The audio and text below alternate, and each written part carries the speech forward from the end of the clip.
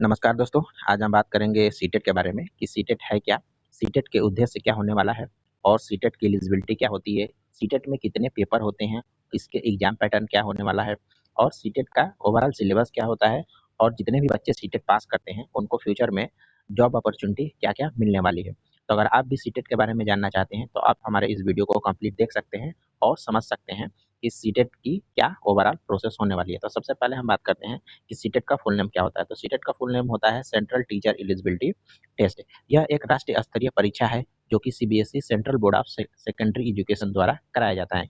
यानी कि जो सेंट्रल टीचर एलिजिबिलिटी टेस्ट है वो आपका सीबीएसई द्वारा कराया जाता है, जो कि यह एक राष्ट्रीय स्तर यानी कि नेशनल लेवल एग्जाम होता है। तो अगर आप टीचर बनना चाहते हैं, आप टीचर की फील्ड में आप एक बेहतरीन जॉब पाना चाहते हैं जो कि सेंट्रल लेवल की हो, तब उस केस में आपको सीटेट एग्जाम क्वालिफाई करना पड़ता है, जो कि सेंट्रल टीचर के लिए ये कोर्स कराया जाता है। यानी कि जितने भी टीचर जो कि सेंट्रल लेवल पे अपने आप को टीचर के रूप में पढ़ाना चाहते हैं, तब आपको सीटेट क्वालिफाई करना पड़ता है।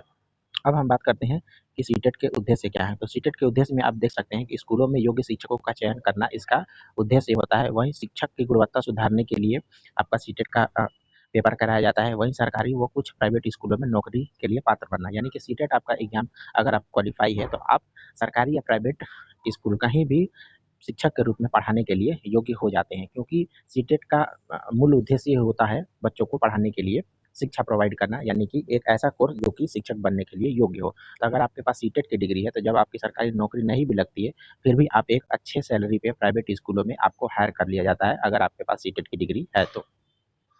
इसके बाद हम बात करते हैं कि इसकी एलिजिबिलिटी क्या होने वाली है। तो इसमें 2 पेपर होते हैं और दोनों पेपर के लिए अलग-अलग एलिजिबिलिटी रखी गई है। तो जैसा कि हम बात करते हैं कि अगर आप सीटेट का पेपर 1 देना चाहते हैं, तो सीटेट का पेपर 1 देने के लिए आपको 12वीं पास होना चाहिए प्लस आपके पास डीएलएड या बीटीसी की डिग्री होनी चाहिए। वहीं अगर आप पेपर 2 देना चाहते हैं, तो पेपर 2 में आपको ग्रेजुएशन होना चाहिए और ग्रेजुएशन के साथ आपको बीएड की भी डिग्री होनी चाहिए।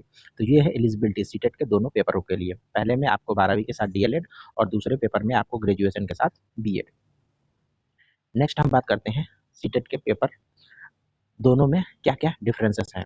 तो जैसा कि इसमें 2 पेपर होते हैं और दोनों पेपर का आप एलिजिबिलिटी देख लिए, उसके बाद हम देख सकते हैं कि इनमें डिफरेंसेस क्या है। तो पेपर 1 में अगर आप पेपर 1 देते हैं, तो उसमें कक्षा 1 से 5वीं तक के बच्चों को पढ़ाने का आपको मौका मिलता है, यानी कि प्राइमरी टीचर बनते हैं।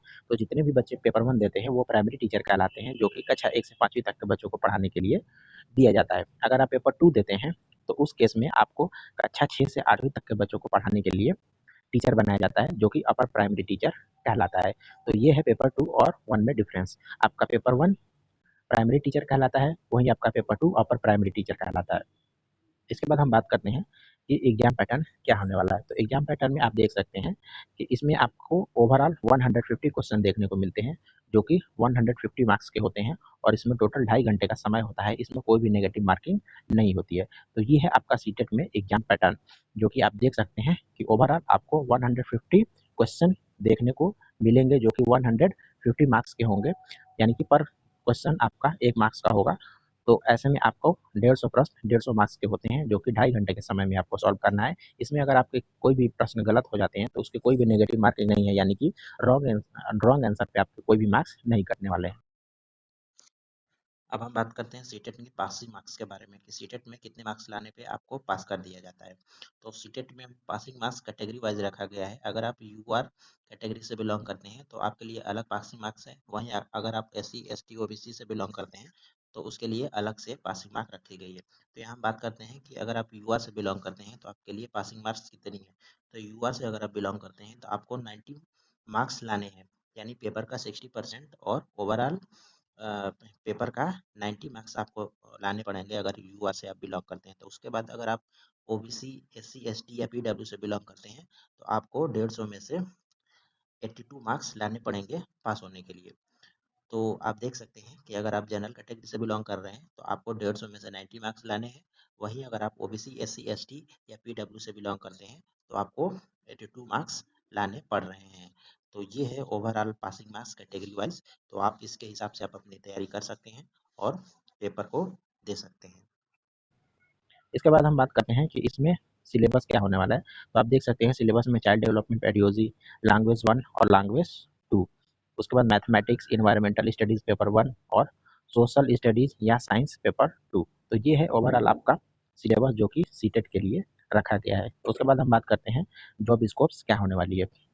यानी कि अगर आप सीटेट का पेपर देते हैं और आप सीटेट पास कर लेते हैं तो फिर इसमें आपको जॉब में किस जॉब में आपको अपॉर्चुनिटी मिलेगी नौकरी करने का। तो सबसे पहले हम बात करते हैं कि जितने भी सेंट्रल लेवल स्कूल हैं, यानी जितने भी केंद्र विद्यालय हैं, वो सारी उनकी सारी पोस्टें जो हैं सीटेट के द्वारा भरी जाती हैं। यानी कि जब आप सीटेट पास कर लेते हैं तो आप केंद्र विद्यालयों में यानी कि सेंट्रल लेवल स्कूल में आप टीचर के तौर पे जॉब पा सकते हैं। उसके बाद साथ ही साथ आप बहुत सारे स्टेट गवर्नमेंट टीचर भी होती है जो कि सीटेट पे आती है। तो अगर आपके पास सीटेट है तो आप डायरेक्ट स्टेट गवर्नमेंट स्कूल में भी टीचर के तौर पे आप जॉब पा सकते हैं। साथ ही साथ आपको कंफर्म सेंट्रल जॉब में मौका मिलेगा।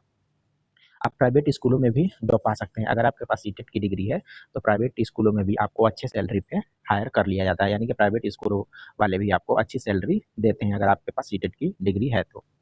इसके बाद हम बात करते हैं कि सीटेट का सर्टिफिकेट कब तक वैलिड होता है। यानी सीटेट का सर्टिफिकेट आपके पास जब हो तो वो लाइफ टाइम तक वैलिड है। यानी कि अगर आप एक बार सीटेट पास कर लेते हैं तो फिर आपको दोबारा सीटेट का एग्जाम देना नहीं पड़ता है। अब हम बात करते हैं निष्कर्ष की, इसमें आप ओवरऑल सीटेट का क्या रिव्यू होने वाला है। तो अगर आप सीटेट पास कर लेते हैं तो आप कहीं भी टीचर बनना चाहते हैं सेंट्रल लेवल स्कूल में तो आप बन सकते हैं, क्योंकि सेंट्रल लेवल टीचर बनने के लिए सीटेट होना बहुत ही जरूरी है। तो अगर आप ऐसा उद्देश्य लेकर चलते हैं कि फ्यूचर में आप अपने आप को देखते हैं कि आप एक राष्ट्रीय स्तर स्कूलों पे शिक्षक के तौर पे आप पढ़ाएं तो आप सीटेट कर लें, ये आपके लिए बेहतरीन मौका होगा। तो आप देख सकते हैं कि हम इस वीडियो में डिस्कस कर लिए कि सीटेट के उद्देश्य क्या है, सीटेट क्या है, एलिजिबिलिटी क्या है, पेपर पैटर्न क्या है, एग्जाम पैटर्न क्या है और सिलेबस क्या है, साथ ही साथ इसके जॉब स्कोप्स और अपॉर्चुनिटी क्या है। तो इन सारे बिंदुओं पे हम चर्चा कर लिए। तो उम्मीद है आपको ये वीडियो पसंद आई होगी। अगर ये वीडियो आपको अच्छी लगी तो आप हमारे चैनल को सब्सक्राइब कर सकते हैं और वीडियो को लाइक कर सकते हैं। धन्यवाद।